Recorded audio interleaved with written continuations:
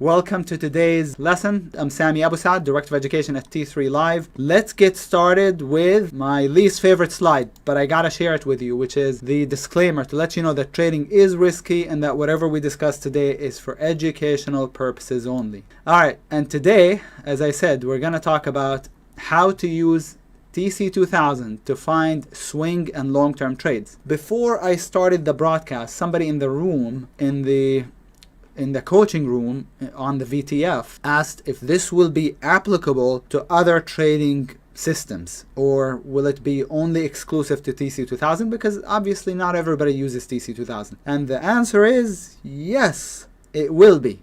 It'll be applicable to everything, basically.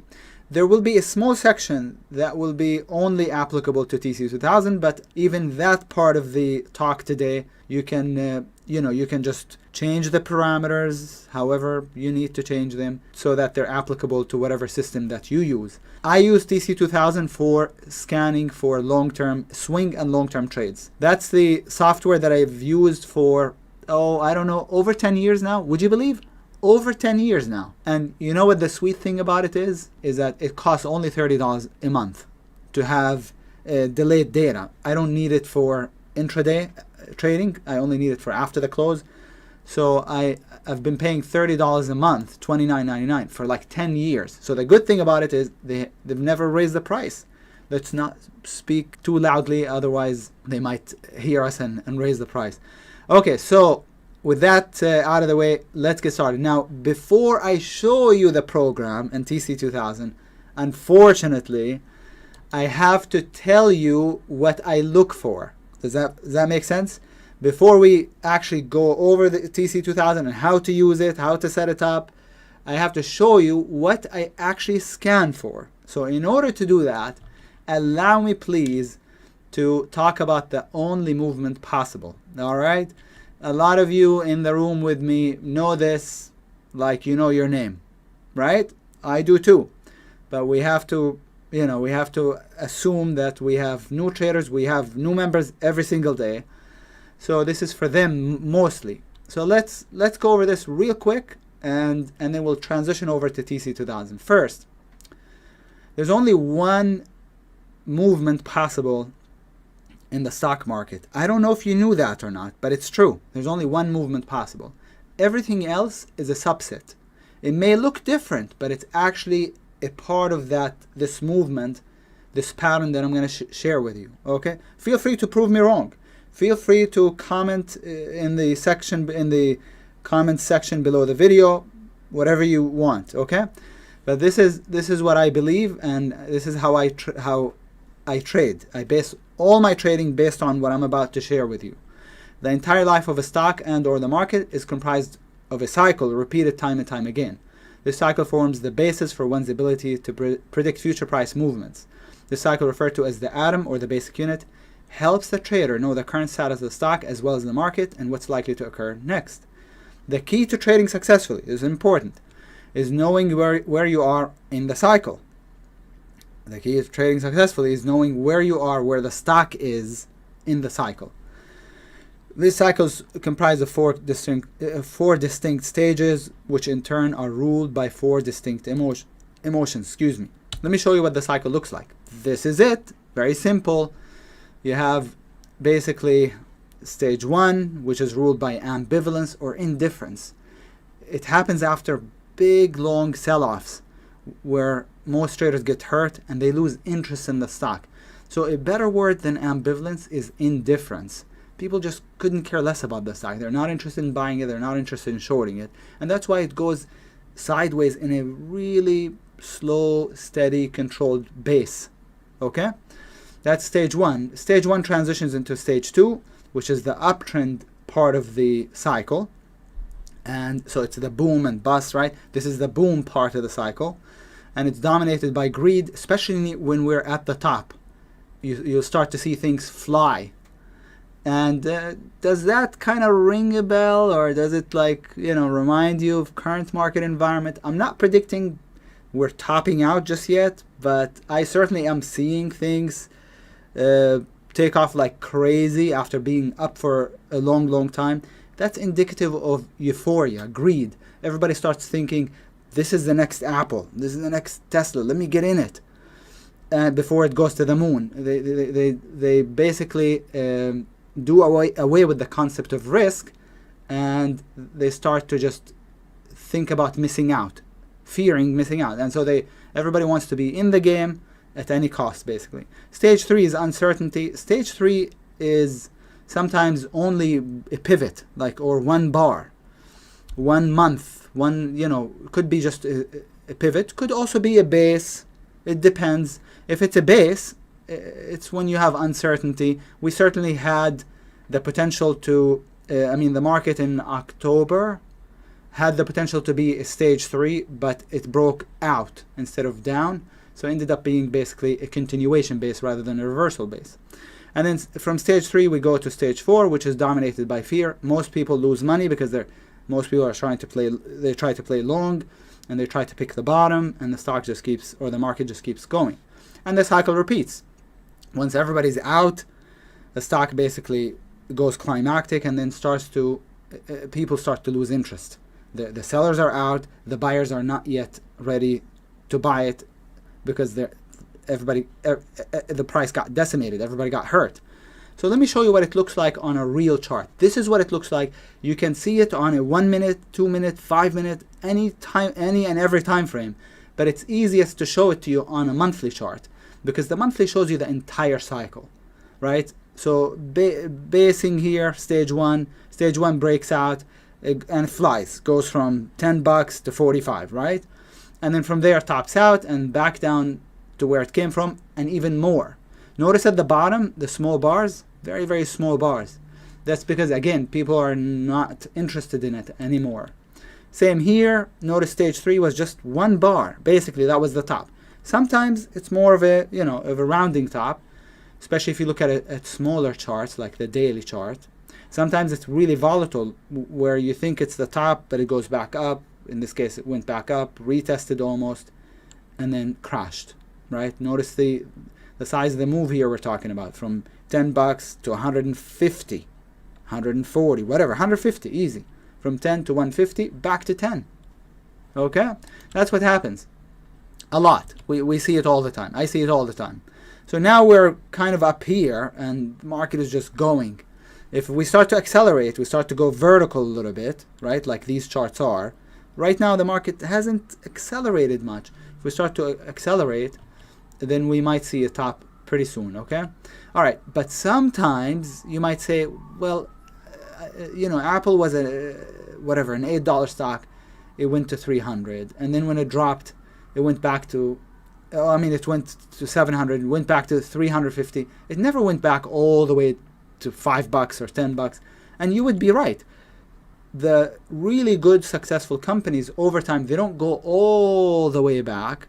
They have these higher lows and higher highs, which is why I call them the stocks that escape gravity.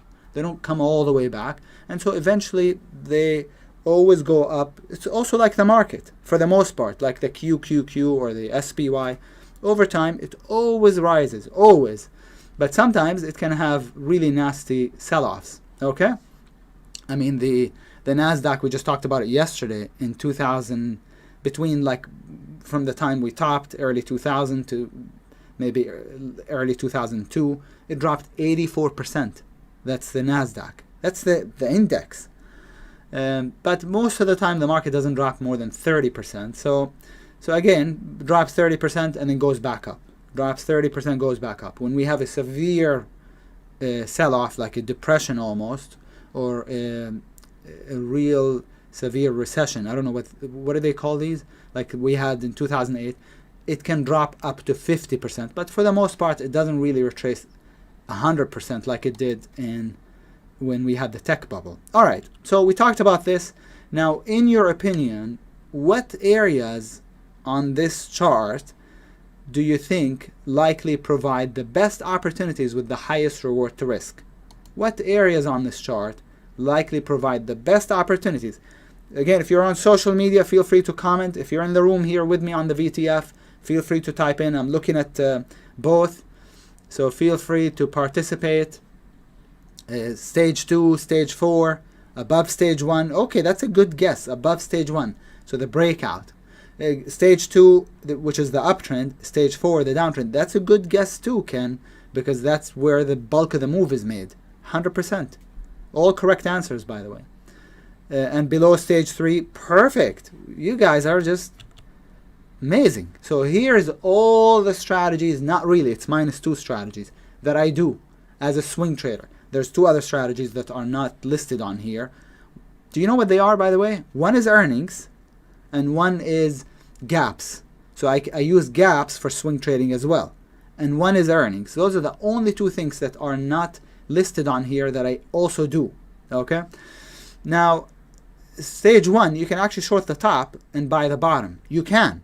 I don't do that. Why? Because I'm not trying to make peanuts here by shorting the top and buying the bottom. The stock usually when it's in stage 1 or even stage 3, but especially when it's in stage 1, it doesn't move very much.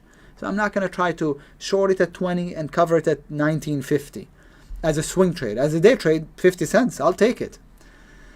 But as a swing trade, so I usually don't do stage 1, short the top, buy the bottom. I don't do stage 3, short the top, buy the bottom.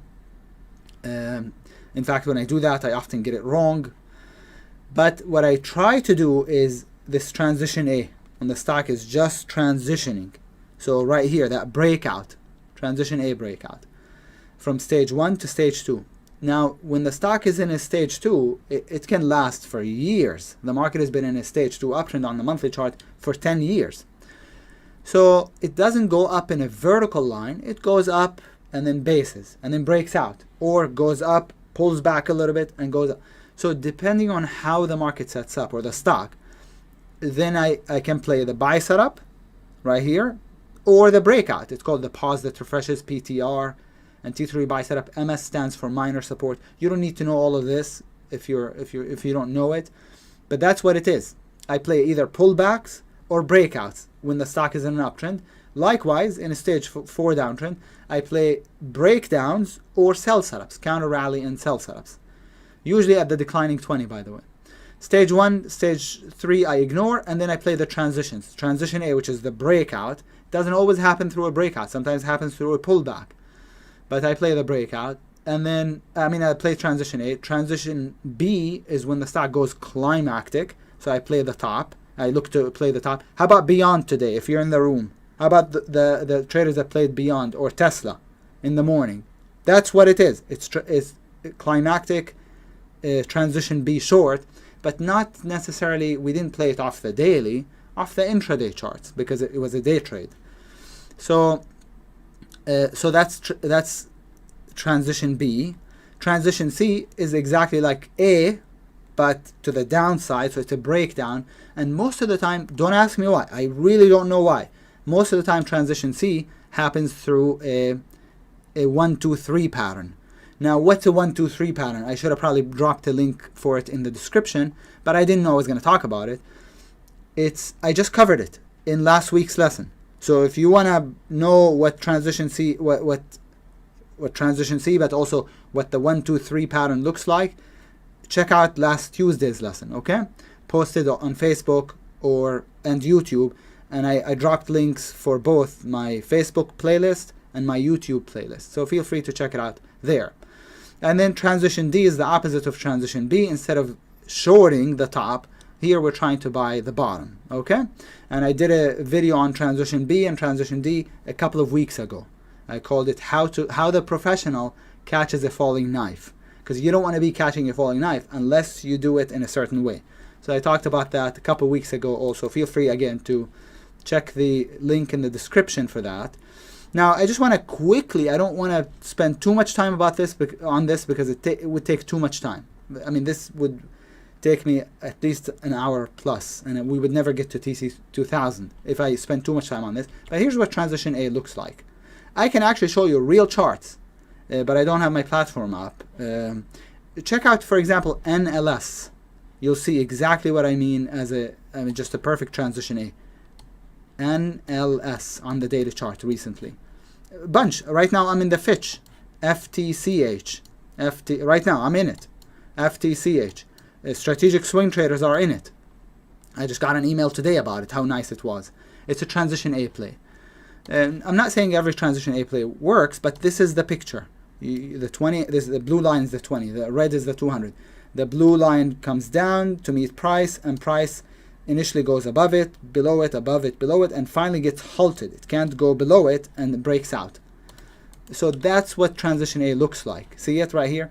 If it's a long-term play, you can hold it. You don't have to get out of it. If it's a swing play, I like to use a bar by bar on the daily chart. So if it's just a swing, usually the ones that are below the 200 are swing. But usually, not always. That's not an absolute rule. So if it goes up a few days, I just go bar by bar and get out of it once it takes out the prior bar's low. But sometimes it's a long-term play. It's not just a swing.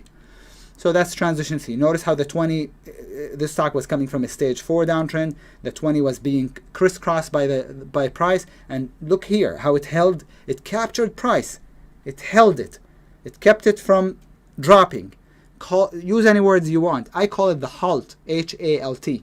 It halts the stock. And then that's when you know it's about ready to break out, when you get that rising 20 MA. So you play it long right here, stop right here. So that's transition A. Now sometimes transition A also sets up through a buy setup. Goes up and then gives you a buy setup at the rising 20. See that? So, but I don't think I'm going to be going over that today because it would take too much time. So, okay, so that's transition A. So I look for that when I'm scanning on TC2000. That's the first pattern I look for.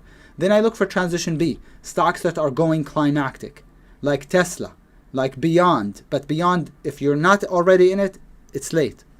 Okay? That are going climactic, because when they top out, they get decimated. Something like this. Where do you get in? If you wait for it to trigger on the daily chart, like if you wait for it to take out a prior bar's low on the daily chart, you're going to have a huge stop. Look at this, $6. Because if you wait for it to trigger on the daily, it means you're waiting for the prior bar's low to get taken out. So it'd be a huge stop. So I like to get in it during the day when it's at the open, or if it runs up, and get in it at the top. Okay? So these are old plays that I played in the past. The entry was, for example, the entry on this was 22.23. The stop was at 22.48. 25-cent stop. It dropped $10. I covered it. It went to $1. Can you believe it? So UXIN or something like this was the symbol of the stock. Covered it here for I think $12, and then it dropped, ended up going to $0 or $1 or something like this. So that's transition B. Anyways, just transition B.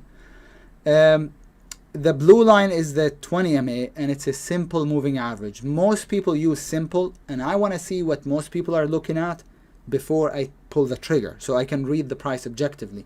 So if most people use simple rather than exponential moving averages, why not use simple so you can see what they're looking at instead of using exponential? Because ultimately it's just a line on the chart. It's only important because people react to it. So in order for you to see where people to be able to predict where traders are going to react to the moving average, you want to know where it is for them, not for you. Does that make sense? You want to know what they're looking at, so that's why I use simple, not exponential. And ultimately, I'm just a simple guy, so I like to use simple. I don't know about you. Exponential sounds exponentially difficult for me. So I use simple moving averages. All right, transition C, I'm telling you, I don't know why. It happens through a 1, 2, 3 most of the time. Stock tops out, gaps down, gives you a 1, 2, 3. In this case, it's a 1, 2, 3, 4. So what's a 1, 2, 3? It's an igniting bar, a resting bar, like so, a doji bar, and then a continuation. That's called a 1, 2, 3. Again, refer please to last Tuesday's lesson about the 1, 2, 3 play. A lot of people liked it. You will like it too if you haven't seen it already. Sometimes though, you get 2 resting bars, igniting bar, and then 2 narrow range bars. That's called the 1, 2, 3, 4, which is what we have here. 1, 2, 3, 4. But most of the time, transition C happens through a 1, 2, 3 or 1, 2, 3, 4. I don't know why, but that's how it happens. That's how it forms. So I look for that pattern. I don't know why my charts got stuck. This is 1, 2, 3 also.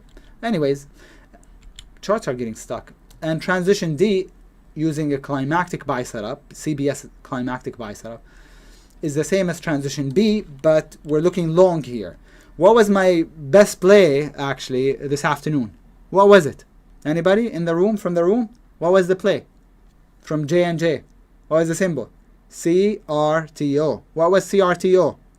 I should open my platform so you can see it was a climactic buy setup. As a day trade though, not as a swing trade. So I look for these to play swing on the daily chart, okay? I look for these accelerations. Look at this, volume, that's capitulation. That climactic means capitulation. Everybody gets out, as evidenced by that wide range red bar and the volume also, which tells me that there's no more selling. Time to buy it. When there's blood in the streets, go buy stocks or go long or whatever they say, right? That's what it means. When everybody's panicking out of the stock, usually it's time to buy. Okay, so why are we talking about this? We're talking about this because I want you to know what to scan for, right? If I just showed you TC2000 without telling you what I scan for, you're going to be really confused. So I showed you the 4 transitions, A, B, C, and D. Now, have I spent an hour or two teaching you exactly how to do it and what to look for each transition? No, I'm just giving you an overview in this case. But the truth is, it's not like, oh, if you see a sell-off, big sell-off, buy it. No, you have to know what the criteria is, what the requirements are. There's more to it, but I'm just trying to give you an idea of what I look for. So we talked about the 4 transitions. What else should we talk about? Ken, you answered that question earlier. What else is lucrative in that basic unit cycle? What else is lucrative? What other stages other than the transitions should we look to take advantage of? Anybody? Stage 2 and 4. So in stage 2 and 4, as I said, prices don't go up in a vertical line. They go up, they base, and then they pull back sometimes. So I play the breakout, T3 breakout, T3 pullback, okay, in a stage 2 uptrend. So if it bases, then I play it long over the base, right? If it pulls back, then I play it long as a pullback. Notice these are all bases, base breakouts. Notice the shakeout right here, beautiful. Base breakout, right, also. Let me get rid of this. Base breakout, this is also a transition. Notice the stock was in a downtrend under the 200 MA, declining 20 here, broke out, and then this is a transition breakout. It's like the NLS, the one that I talked about earlier. Breakout. Notice this was a pullback, but I didn't play it. It was tough. I thought it was tough. And now, notice now the pullback. What a beauty. Pulling back to the rising 20, right? Pullbacks. Beautiful. This is ARWR. If you want to know the stock, it's ARWR, the symbol. Beautiful. It went to $70 or $80. So I either play pullbacks or breakouts depending on how the stock sets up. That's it. And then there's a couple other strategies that I'm not going to cover, but well, here it is. Unique play based on gaps. So gaps can be igniting or exhaustion gaps. So if it's an exhaustion gap, basically it happens after a sell-off and a gap down, and then you get a narrow range bar and you play it long, like that I did with the ANAT or ANAT. Is that the symbol? I think that was the one. Or ANAB maybe. Recently. I'll go ahead and open my platform. I should have done it before I got on the mic. I think it was ANAB actually, not ANAT. So just give me 1 second. This is TC. This is Realtek, right? Actually, I can show you also. We'll take a look at them when we look at TC2000. But basically, the idea here is that stocks usually, when they are down a lot and they gap down, that's a novice gap. When they're up a lot and they gap up, that's a novice gap up. You want to play it short. What's a novice gap up today from today's list? Beyond, BYND. What was another novice gap up today from today's list? Tesla, short. Both short even though they gapped up. The same with this, but I like big gaps to play long, right? Big gap down, long. Big gap down, long. So I love this strategy. It's not part of the cycle, so to speak. I mean, it is part of the cycle, but here we're picking it at the absolute bottom. And so exhaustion gaps, and sometimes they can be igniting also, meaning if the stock breaks out, it's not down a lot, it just breaks out. So gaps over resistance and then breaks out. Gaps over resistance, and you play the pullback in this case. Gaps over, so igniting. So this is another thing that I look for when I'm scanning. And then the other strategy is the earnings strategy. And actually we're starting earnings season, so I just started playing earnings again actively. So basically I get in it before it reports earnings, the day before it reports, and I'm in the gap, so I can capture the gap. So that's the idea behind the earnings play. And all right, okay, very good. So now that you know what I look for, but I'm not going to talk about earnings in today's discussion.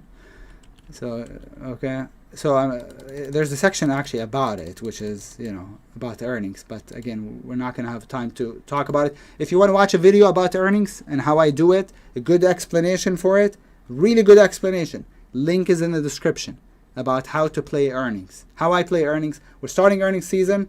Check it out in the description. All right, so any questions about what I covered so far? Are there any questions? I'm not going to talk about this, like I said. Are there any questions about what I covered so far? So I play the transitions, I play stage 2 and stage 4. And I play a unique play based on gaps. Exhaustion, I play against the gap. Igniting, I play with the gap. Okay? I do this for day trading, but I also do it in swing trading as well. Any other questions? Any questions at all? Okay, if not, now my friends, we can actually transition to TC2000. So let me get the room out of the way here, and let me get stuff out of the way. Actually, first, you want me to show you some of the charts that I talked about? Let me show you real quick. 1 second, okay? Oh, I took the camera down. I didn't mean to take the camera down. I was just going to show you this real quick.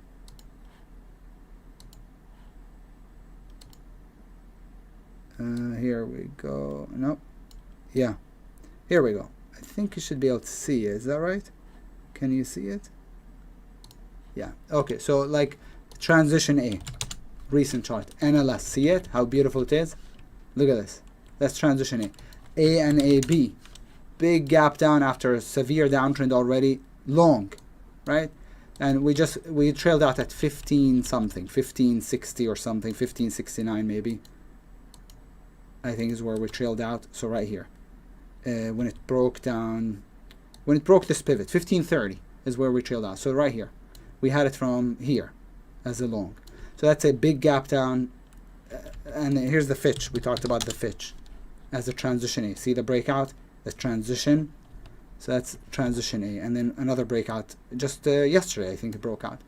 Let's see, anything else? And then here's the beyond, which was called the short in the room today, right? And then it crashed. This was a novice gap, up, and then gaps up another 10%. Who's chasing it at this point after rallying 50% basically? Who? The novice people. So that's the last batch of buyers to get in it, and after that there's no more buying.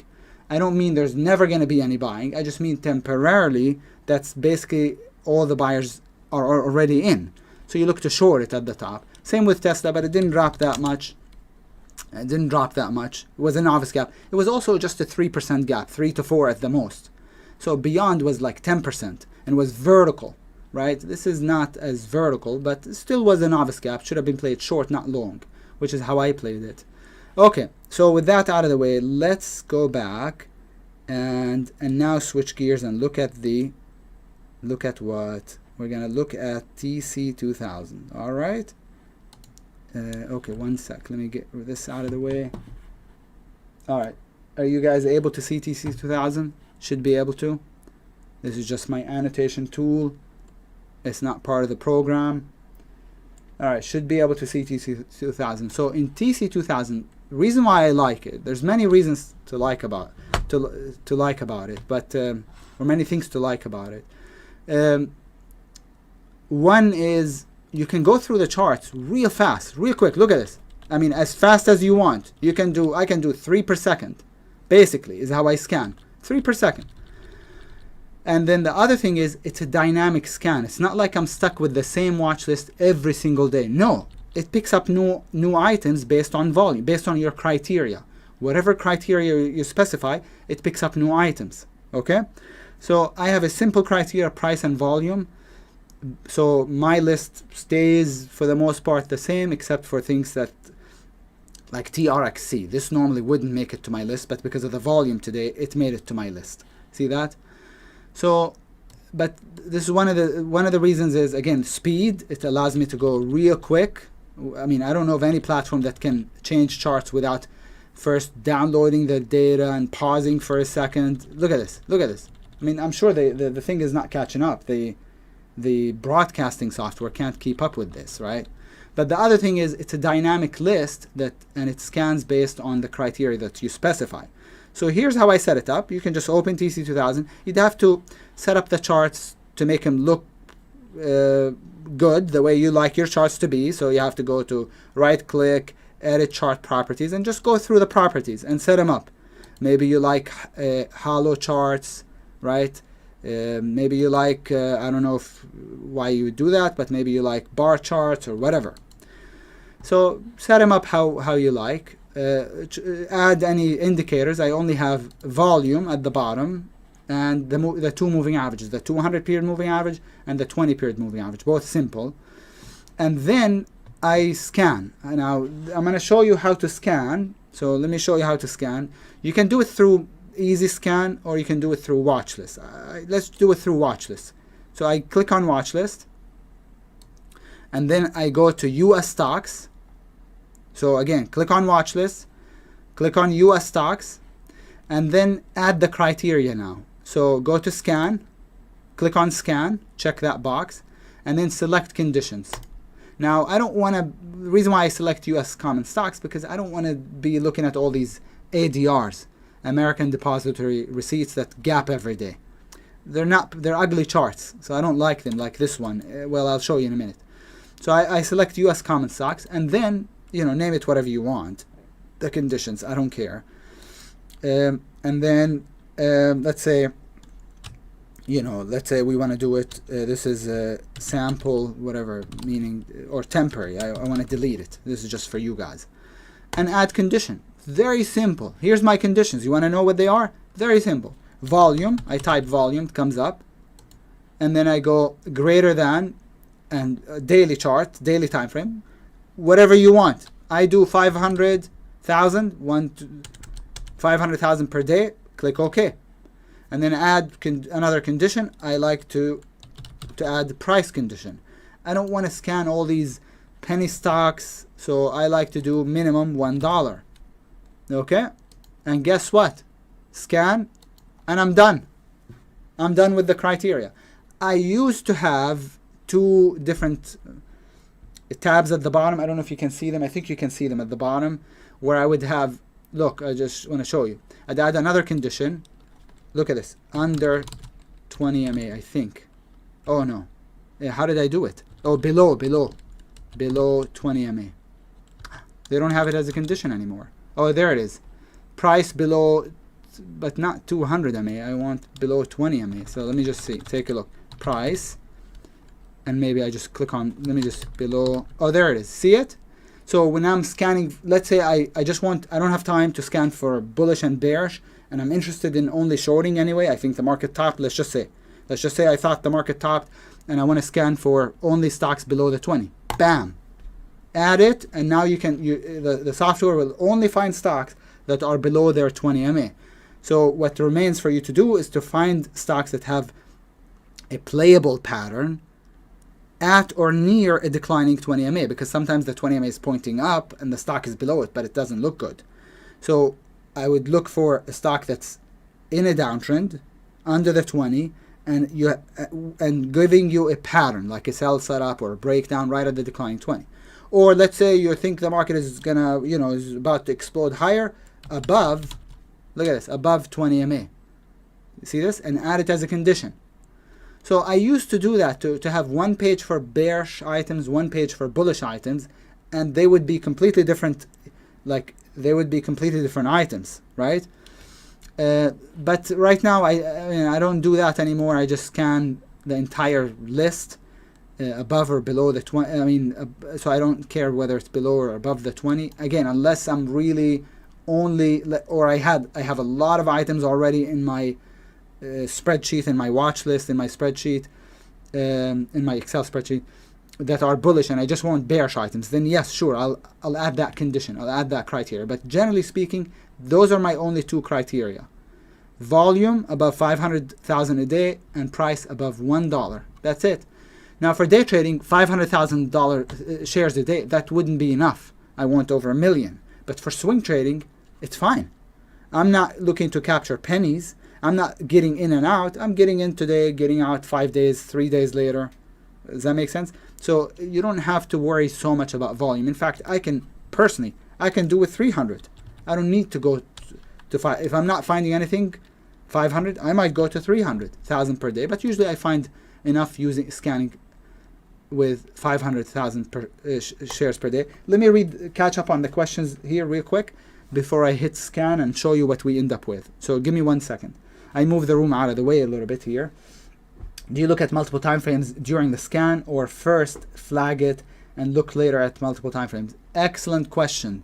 This is why I appreciate questions. This is why I want you to ask questions, is because sometimes it doesn't even occur to me to tell you something. Yes, I actually only look at the daily chart because the daily chart is the perfect time frame for swing trading. The weekly and the monthly for long-term trading, okay? So I look at only the daily chart, and then I flag the items, which I'm going to show you how to do. Then I flag, and then I copy the flagged items into my other platform. I don't like this TC2000 charts. I don't like their charts very much, personally. I don't like black backgrounds. I like white backgrounds. I'm old school, but to me, well, I closed out of the other platform, Realtek. I would have showed you the white charts. Well, you've seen them. You see my charts all the time. I like white background. I don't like this chart. So what I do is I flag the items on the daily chart that have a pattern. One of the patterns that we talked about, either transition or a pullback or a breakout or a sell setup or a breakdown. And then I look at it on my other platform on multiple time frames. The multiple time frames for swing trading are the daily for pattern. So the daily time frame, to find, you gotta have a pattern on the daily. The hourly for entry, and the weekly and the monthly give you just a bigger picture of what's happening. So you just don't want to be going against them. So you don't want to be playing long a breakout on the daily chart if it's right at the declining 20 on the weekly, let's say, or the monthly, or if it's right into resistance on the larger time frame. So I copy the items that I flag, and then I put them in my other platform, and then I look at them one more time. Okay, all right, let me just do this. Okay, next, can you look at the daily, the 60 minutes simultaneously? You can, but it slows me down considerably. So on here I go 3 charts per second, so that's why I don't like to look at the daily and the 60 simultaneously. I look at the daily, and the reason why I also don't like to look at the 60, because if the daily looks good, the 60 might not be ready, but I'll still flag that chart and save it for later. Save it in a spreadsheet, basically, for later. So that's why I don't care very much about the 60. The 60 just tells me whether the stock is ready to play tomorrow or not. But if it isn't, and I still like the daily, I want to copy that stock anyway. I want to make sure I save that symbol, that stock, to my spreadsheet. So I copy the flagged items and I save them in a spreadsheet. And I only scan TC2000 once a week. I don't do it every day. I don't have time to do it every day. I used to do it every day, and this is how I got good at reading charts. I didn't know it at the time, but that's the best training for your eyes. When you're actually just looking at price, you're looking at charts, you're not paying attention to all what they're all saying out there, all the nonsense, subjective data, tariffs, the news about the president or this or that. The charts are the only truth, because they give you objective data. They tell you whether price is going up or down. They tell you the level of interest also, that's volume, right? And they tell you the manner in which they're going, how they're going, up or down. And that's what the moving averages are for. So price, you just look at price, and that tells you all you need to know, basically. When you start paying attention to other additional factors, you're just going to distort your thinking. You're going to lose your objectivity. At least I do. I don't know about you, but I do. So I prefer to filter to block all of that out and just focus on price. Okay? Any other questions? We're good? So let me show you. I hit scan, check it out, and then over here you click on this whatever icon, and you can position it to the left, to the right, to the bottom, to the top, and I just basically click on this, and it basically positions it or locks it over here, but it's already over here. See it? I just did this to show you how to do it, how I do it. So I don't really need this. I can close out of this because it's already right here to the left. And then I sort by volume because I want to look at the highest volume stocks first, just in case, you know, we got 1,400 items to scan through. Just in case I don't, you know, I run out of time, or I don't want to scan 1,400 items. I want to scan maybe let's just say 1,000 or so. This way I will have covered the most liquid stocks first. And the least liquid, okay, well, I didn't scan them anyway. It's no problem. They're the least liquid anyway. They're not very liquid. Does that make sense? Now, I do this only once a week on the weekend because I don't have that much time. But as I said, in the past, I used to do it every day after the close. I live in California, so at 1 o'clock in the past, before I became Director of Education at T3 Live, I had all the time in the world. I mean, my day was just starting almost. So I had plenty of time, and without me being aware of it, I got really good at reading charts and really fast. Can read the chart really quickly. Without me being aware of it, by simply scanning every day, looking at 2,000 charts a day. 2,000 charts a day, every day. Okay? But now I do it on the weekend. If I see a pattern, if I see a nice looking, so here's the picture. Don't forget. Am I drawing? Do you see it? Yeah, but let me use white. This is the picture we look for. This is it, folks. The 4-stage cycle. Transitions, the 4 transitions, uptrend, downtrend, and then the unique play based on gaps, and then the earnings play. But those, I don't even use TC2000 for that. I already have them from the daily gaps list, and I save my gaps list to a spreadsheet. So I don't even need TC2000 for that. So just the basic unit strategies. The 4 transitions and the stage 2 uptrend. So I scan for buy setups, pullbacks and breakouts, and for sell setups or counter rallies and sell setups and breakdowns. That's it. Okay. So now I go over it one by one, and then you can click on the space bar or the down arrow and takes you to the next one. See this? That's a transition A. This was, but it triggered a few days ago. This is Wells Fargo. We traded it today in the room. Wells Fargo. I didn't keep it though until 49.60. It would have been very nice. Got out too soon. That's a transition C. I'm sorry, I think I said transition A. That's a transition C short. See how the moving average, the 20 MA, it was below price and then started to curl and point down. That's how you know the stock is about to transition lower. Likewise, you know that the stock is about to transition higher when it starts to curl, to flatten out and point up. See it? That's transition A. So you look to play it long. But sometimes you don't really get a good pattern. Like here, there was a breakout stop right here. But was it that good? I'm not so sure. So right here, long, stop right here. And then short, this was also not so simple to do because it gapped down. So the best entry was right here. Stop right here. Got it? Now usually I like to enter right when it breaks, like right here, with a stop above the 20 MA, not below the 20 MA. Usually. So this was good, but it's too late now. This was excellent as a transition A and a 1, 2, 3. And today was actually a novice gap, as I said, and it was a short. That's beyond. But now it's too far gone. I'm not going to flag it. Anything I like, I flag. So you hit the Shift and F on your keyboard. So you hold down the Shift button, the Shift key, and then hit F. Notice how it flags it next to the symbol. Now it turns blue. And then at the end, I sort by the flag, by the flagged items, and then I copy the list and I drop it in my own platform, the one that I like the charts, Realtek, where I like the charts more than TC2000, and I also have multiple time frames set up, the daily, the hourly, the weekly, and the monthly.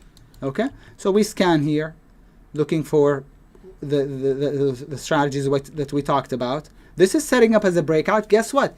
GE setting up as a breakout. That's not bad. Let's flag it. So what needs to happen for us to play the GE? We just need the moving average to catch up a little bit, which means we just want GE to go sideways a couple more days, a few more days, and the moving average will catch up, and we can play a breakout on GE. See it? So I already flagged it. Next one, Ford. Notice Ford, that's probably a weekly sell setup. We're looking at daily chart. Here's weekly. Let's take a look. No, it's not. I guessed wrong. But you see that decline, 20 MA starting to point down. But look at the weekly actually. See how the weekly looks higher? I would never play that short. See it? There's conflict between the two time frames, so we'd never play it short. That's why it didn't follow through. It had a sell setup yesterday or so, and failed. It's failing because the weekly looks higher. Look at the weekly. Transition A on the weekly. Sorry about that. The fire alarms are going off now. Hopefully I can carry through, but this is why I wanted to start the lesson early. But I can hear the fire alarms. Is it 5 o'clock? Yes, it is. They said they were going to start them at 5 o'clock. But I guess it's only in the hallways, so hopefully it won't be too much of a distraction. Apple. What kind of pattern do we have on Apple here? What kind of pattern do we have on Apple? You tell me. What kind of pattern do we have on Apple?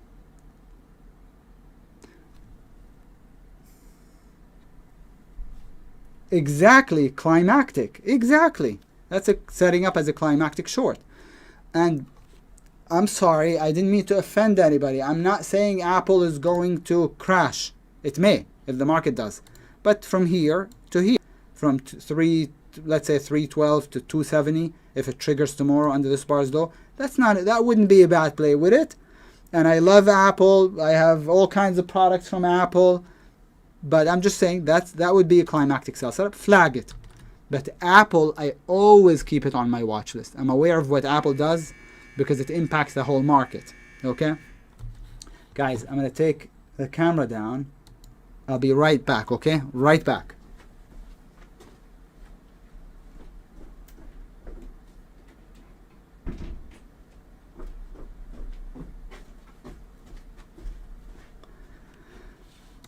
I am back. I forgot to close the door to my office. So I just went and closed the door. All right. So that's a climactic sell setup. That's extend. Look, the right entry, you might say, well, like my younger brother always asks me about AMD, right? Well, should I get AMD?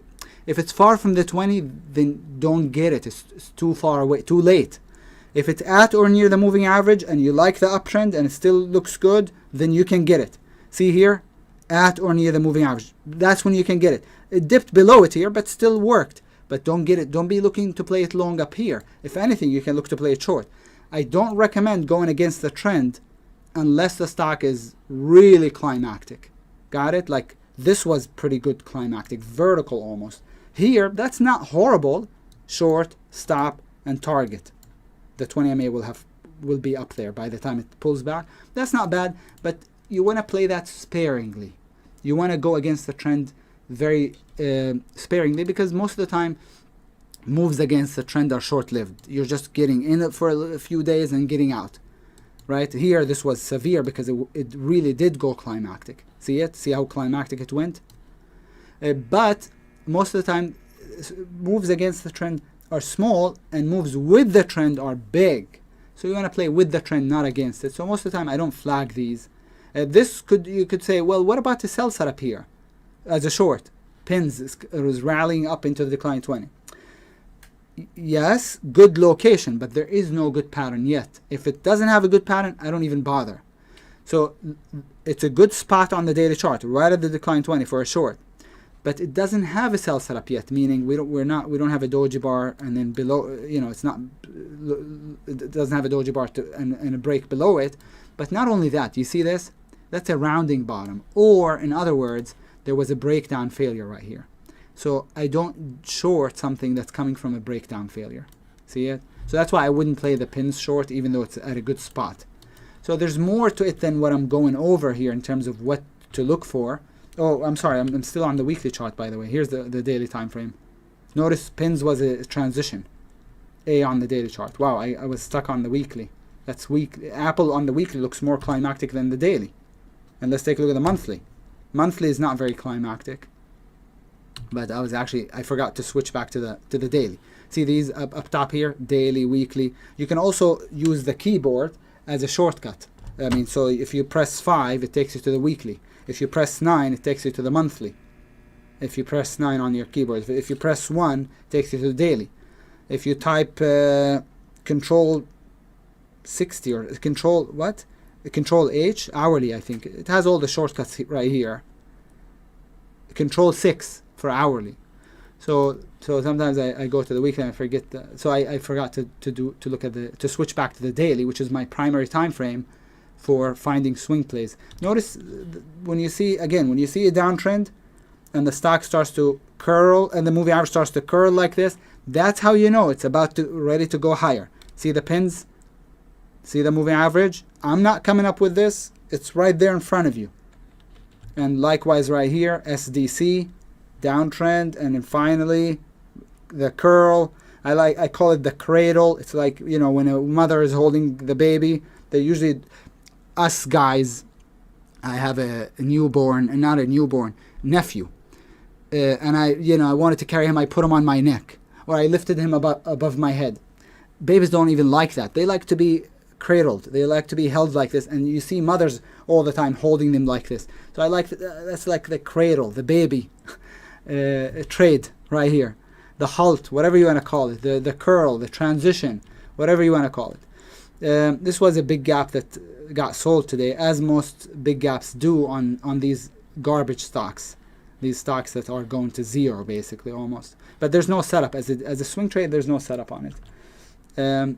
This is going that's Tesla. Oh, that's Tesla. It's going a little climactic for sure. It would have been far better if we had another day like this, like we did yesterday, another big day here today instead of a doji bar. But guess what? Tesla, tomorrow you can play short. Okay, if you're not in it already from today's trade, which we called in the room this morning as a short, and if you didn't keep it and you want to play it tomorrow, you can play it tomorrow short. Now, I'm not saying it's never going to fail. I'm not saying, oh yeah, if you play it short, it's definitely going to work. No, it could fail. But I'm saying it's probably worth a shot if it breaks under that doji bar's low. Okay? Big gap down on the BSX. No play there. Guess what? MU is setting up as what? What kind of pattern is it setting up? What kind of pattern do we have here that's setting up? Anybody? Looking at the room? No, not a buy setup. Where's the pullback? A base breakout. That's right. Exactly right. So what does it need? Just, when the stock is ready to break out, the base gets tight. See how this is not a very tight base. So you start to see smaller and smaller bars usually. But the other thing it needs is the moving average. So a couple more days here, and then you can play it long already. Over the highs, stop below the lows. Got it? So that should be flagged. Shift and F. And notice it flagged it. Okay? And then the next one, this is too sloppy, way too sloppy. Wouldn't play it as a breakout when it's this sloppy. Notice again, Uber, downtrend, and then the baby, right? So that's what's going on here. That's what happened there. It's gone. Notice again, SNAP. I don't know what to do with this. PCG, it's actually, I think, a weekly buy setup. Check it out. But it triggered already. See it? It's a weekly pullback, minor weekly pullback. PCG probably goes to the 200 MA, probably, but it had news on it yesterday, and that's how it triggered. So I missed it, even though I've been watching it. Probably goes up to here at least. This is a transition C, but for transition C, you want to check the weekly. And when I do my scanning on TC2000, I don't check the weekly and the hourly, and I just flag it and I move on. And when I look at it on multiple time frames, that's when I check the weekly. But let's check the weekly. It's probably gonna see at the rising 20. I was going to say it's probably going to be at the rising 20. Why? Because how did I know? Because when it doesn't have a momentum move up, see this? That's not a continuous. Here's a momentum move up. See it? Just bam, big move up. Apple. So when it's like this, when it's a momentum move up, non-stop, it means it gets extended on the weekly, far above the 20 on the weekly, right? So my friends, if the stock on the daily moves slowly, which one? AT&T. It's not gonna ever be that extended on the weekly, and you don't want to do a transition C short unless it's extended on the weekly. So we look at the weekly, and the 20 MA is right here. Again, why? Because on the way up, it was a slow, steady grind up, so it never got really extended. So transition C, for transition C plays, you want stocks to be extended on the weekly. Likewise, for transition A, on the daily chart. When you're playing long, you want them to be far below the 20. Okay. Anyways, so that's what I look for. CGC was a good play. Yesterday was not bad as a breakout. Transition A. Take a look. 20 MA, price below the 20 MA. Short every time it goes up to the 20, almost. Short. Short. I don't know where else. Short. And sometimes, let's say you shorted here. Okay, maybe it didn't work. It doesn't always work, but you want to be shorting at the declining 20, and you want to be buying it when it starts to transition up. So buy. Right? Does that make sense? Of course, you have to have them on your watch list. Otherwise, you're not going to be aware of it. So you have to scan. It's nice to be able to scan on a daily basis after the close. If you don't have any, if you have time, if you can make the time for it, it's really nice. But if you don't have the time for it, then, do it on the weekend, at least, once a week, at least. Now, so we talked about this. I don't want to keep going because we can literally spend 2-3 hours just looking at this.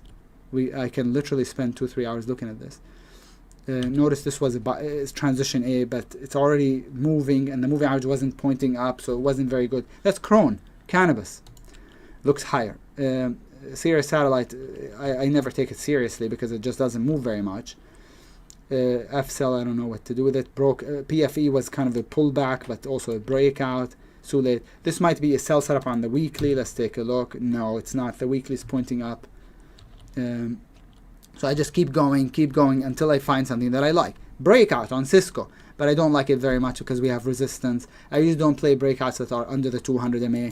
Let's check the weekly, see if it's good. Actually, the weekly is good on Cisco as long as a breakout. But again, and I also stay away from the name brands for the most part. Like Cisco's a name brand, not going to explode. Usually doesn't. This is a buy setup on Intel right at the rising 20. Not bad. But it's a market stock, and if you don't like the market, then you don't want to play Intel if it's a market stock. And then I can go real fast because I'm focused only on here. When I'm scanning, I'm only focusing on here. I'm not looking at all this garbage. I'm just focusing on the right side of the chart. If there's nothing here, if there's no pattern there, then I don't look farther to the left. Got it? People can't scan fast because they're looking at the entire chart. They start here, maybe the middle of the page, the middle of the chart, and they say, oh yeah, downtrend. And by the time they catch up to where the stock is at, they've already spent a minute or two. So I just look at the right hard cold edge of the chart, and if there's no pattern there, then I just keep going. Doesn't matter that it was beautiful here. That was in the past. It's gone. I'm only, you're only looking for you're only looking for stocks, interested in stocks that are about to go somewhere, not where they've been, right? Look at this CZR, beautiful, but I think, isn't it a buyout, CZR? It's been in a powerful uptrend. Thought it was a buyout. This is below the 20, so even though it's a rising 20, wouldn't play it long. I don't know about this. It's transition C on the HAL, but it's very sloppy, so you play it short right here, stop right here. Let's check on the weekly on this. The weekly has room. See how it's above the 20, so you could do it from here to here, short. But it's pretty sloppy. It's not a very tight base. HAL. Okay? And that's how I scan. And then what I wanted to see, look at this GME, really bearish gap down. When a stock doesn't move on the day of the gap, this didn't move on the day of the gap today. You can play it short the next day if it doesn't move. Right here, short. I played the SLDB, same way. It didn't move on the day of the gap. The next day, I shorted it, this day, and then I covered the day after, just 2 days. But it looks good actually for a sell setup. If it can, give us a sell setup here, short. It looks beautiful, SLDB as a short. So I forgot the chart we were looking at. Then HAL, we were on HAL. So you keep scanning. What I was gonna say was, and if I'm looking for long-term plays, we were on GME actually. We said tomorrow we can look at it as a short. But what I was going to say is, if I'm looking for long-term trades, weekly and monthly are my time frames. So at the end of the week, if you trade, like, let's say your 401k or your IRA, or you manage money, or you look for long-term plays, not for a few days but for a few weeks at a time. switch to the weekly time frame. That should be your time frame. If you look to take trades that you want to be in for the next several months, maybe even couple years, look at the monthly. It smooths out the trend and gives you long-term trades. Of course, stops on the monthly and the weekly are going to be very large, but you're also looking for a large move. You're not looking to get in today and get out tomorrow, so you can actually scan the monthly and the weekly time frames. And you're supposed to scan at the end of the month, at the end of every month, at the end of every week, if you're a core long-term trader. If you're a swing trader, you're supposed to scan at the end of every day. But like I said, these flagged items, I actually save them in a spreadsheet, and I scan the flagged items every day after the close. But I don't scan my entire stock universe on TC2000 every single day, because I just simply don't have that kind of time. But as a swing trader, you scan after the close every day. As a long-term weekly or monthly trader, you scan at the end of the week, at the end of the month. Got it? So if you trade off the monthly chart, you only need to scan 12 times a year. That's it, 12 times a year. Okay, all right, any other questions? So just wanted to kind of give you an overview of how I do it. And as I said, I go 3 charts per second. When this is becoming a little climb right here. Oxy for a short. It's not very good because it's based. See the base here? If it didn't have the base, it'd be wonderful. But it might top out soon. Oxy. So anything I see that I like, I flag. But I go 3 charts per second basically. And this way, this might be a weekly buy setup. See the pullback on the daily? It's very deep, so it might have broken the 20. Check it out. Check it out. CTL. Isn't that a beautiful weekly buy setup? It is, but it's very deep. It shouldn't have broken the 20 if it was really that good. But it's just a clean buy setup. How did I spot it without looking at the weekly chart? Because on the daily, I can already picture what the weekly looks like. Uptrend and pulls back. Deep pullback. That means goes in a downtrend a little bit. That means it's a weekly buy. The weekly is probably setting up as a long. See it? CTL. Beautiful. But just a little deep. That's the only issue with it. And so, as I was saying, I go real fast and I don't stop unless I see something that I like, then I flag it. This, for example, would be a good short right here, but it's a big stop and you have support to the left. So it's not going to give you enough reward to risk. So I don't like it.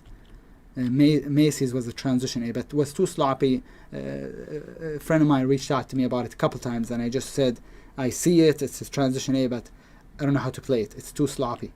This might be a sell setup, but short right here under this green bar is low, which means it's going to have to drop at least 3-4% before it's ready. It's probably a weekly sell setup. No, it's not a good weekly chart. All right. So, there we go. That's a transition C on the weekly. Under the base, stop above it. It's like, this is another bank, Key. It's like Wells Fargo, but Wells Fargo is much prettier. Oops, WFC. See it? Much prettier, but it's the same picture. So Key is a bank. Same picture. Okay. Let's see. I'm just looking for comments. This was a mega gap today. This is a transition A, WNB, transition A breakout, but still doesn't have enough reward to risk because it's not a thin base, it's a thick base.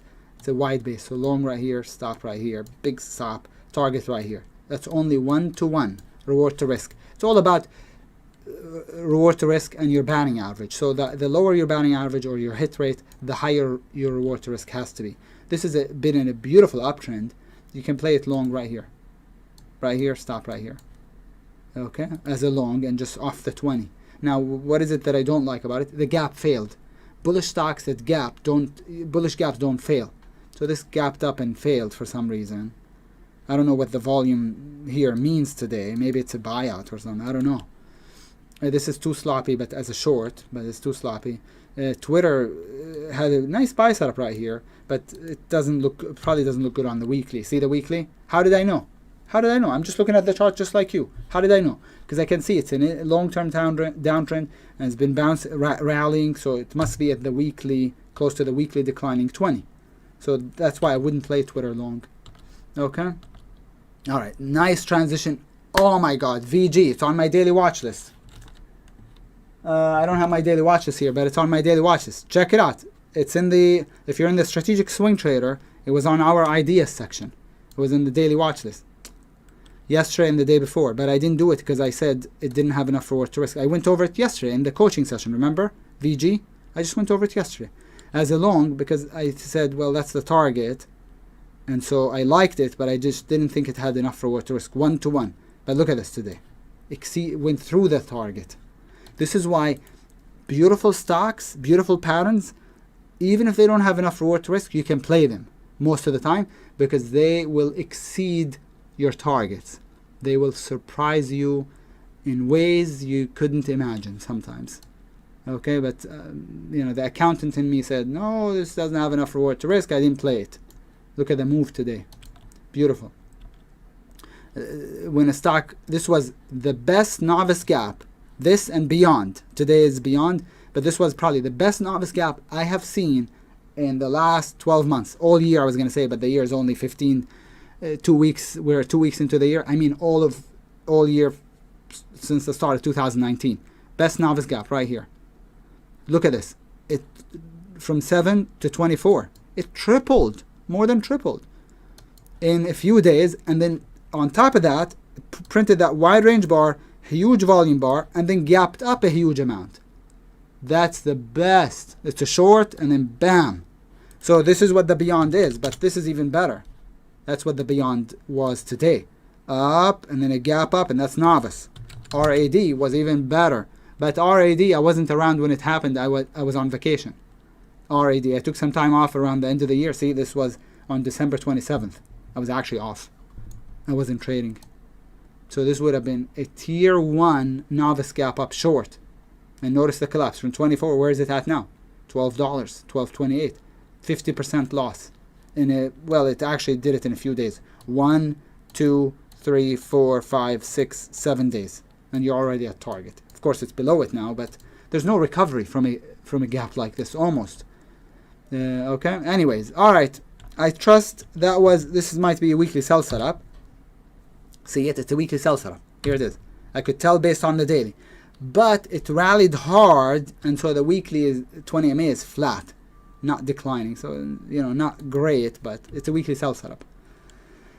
All right, my friends. I hope you enjoyed today's lesson. It was on swing trading, how to scan using TC2000. But as I said, this lesson is applicable to everything, to any platform that you want to use. I use TC2000 because it's really easy to use. This is a breakout but extended on Zynga. But I hope you enjoyed today's lesson, and if you have any questions, feel free to reach out to me via email or reach out to customer service. If you're not a member in the room and you want to reach out to customer service, info@t3live.com. They can forward your email to me. Okay, but also if you're not familiar with my work, with what I do, you want to learn more, check out the links in the description. If you want to trade earnings with me, most lucrative strategy during earnings season, there are limited spots left. I'm dead serious. There are limited spots left for the Earnings Engine program. So feel free to check out the links in the description. I'm just scanning as I'm speaking here. Look at this stock. It's going to space, SPCE, on fire. But today was a novice gap. Small gap, but novice. BLDP is up there. Could be a short. This could be a short also, but notice it's rallying above the gap down, so it's rallying into the gap fill. So when a stock rallies into the gap fill, usually that's too bullish. And now the 20, because it rallied so much, is going to go flat rather than down. So triple BY I don't think is going to be a short. This could be a short, HPE, but it's also, where's the target on this? So you short it right here. That's the target. Are you looking to make just a little bit like this, 25 cents? With a 25-cent stop? I'm not. So I'm gonna move on. I wouldn't do it. But notice the weakness compared to the market. Notice how it's basing bearishly under the declining 20. But again, I'm not interested. This is Ericsson. It's an ADR. It shouldn't have gotten picked up by the scan because it's an ADR. Because it gaps every day. See how I know it's an ADR? It gaps most days. Looks lower here. It looks okay, but it's just so sloppy. So I'm gonna pass personally. I don't trade ADRs. They trade in a foreign market primarily, and then they just open here where they closed overseas. Netflix is higher, but it doesn't look that good. This is a transition A. I was actually gonna play it today, but it didn't trigger. I was gonna play it if it had triggered, over, I'll just show you. Well, you know, just hide that bar. Ignore this bar today. So if it took out the highs here, I was gonna play it right here. Stop right here. I was gonna play it, but it didn't trigger. So now I'm gonna cancel it. Okay. Anyways, this might be weekly buy setup. See, it's a weekly buy setup. Without looking at the weekly chart, I could tell. Weekly buy setup, but it's not ready on the daily chart. So now you can watch it over the coming weeks to see once the moving average on the daily starts to point up, you can play that weekly buy setup. Okay? All right. With that said, I'm going to go ahead and step off the mic. This was kind of a long lesson, but I hope you enjoyed it. And again, I trust that you'll give me a thumbs up if you like the video and if you enjoyed today's lesson. And if not, give me a thumbs down. Feel free, whatever you want. But I hope I'm providing value here and helping you out. Here we go. And as I said, if I am, then feel free to hit the like button. Also feel free to check out the links in the description below. Do you want to get rich quick stock trading scheme? Well, then look elsewhere. Want unsexy but proven tips from a professional trader? Well, then I'm your guy. I'm sharing these trading methods for free in my ebook, Unsexy Trend Analysis Secrets that generate beautiful profits. This book is focused entirely on the same trading strategies that I use and refine every single trading day. Now, I'm not promising that these methods will make you an overnight millionaire, of course, but they are the foundational skills behind my many years of success and have benefited the countless students that I've shared them with. I can't wait to share my methods with you, and I know I will be hearing from you soon. Hit that link now.